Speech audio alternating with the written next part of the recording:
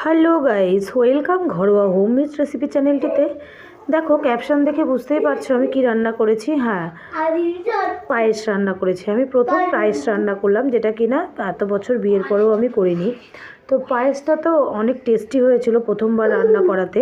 তো চলো দেখো, শুধু চট করে মনে হলো যে একটু পায়েস রান্না করি, দুধ ছিল অনেকটা বাড়িতে। তো দেখো কেমন করে আমি পায়েস রান্না করেছি। এখানে চাল ভিজিয়ে নিয়েছি, গোবিন্দভোগ চাল, চিনি আতপ চাল, যেটাই দেবে তোমরা।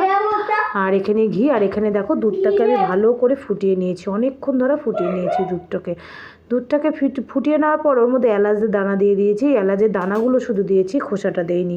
তারপরে ওর মধ্যে 1 চামচ একটু ঘি দিয়ে দিলাম। দেওয়ার পরে দুধটাকে আরেকটু ভালো করে আমি ফুটিয়ে নেব, নিয়ে তারপরে এই চালটাকে ধুয়ে দিয়ে দেব। এবার চালটা সেদ্ধ না হওয়া অবধি আমার পায়েসটাকে আমি নাড়তেই থাকবো। আমি দেখো যতটুকু পেরেছি নিজে নিজে করতে ততটুকুই করেছি।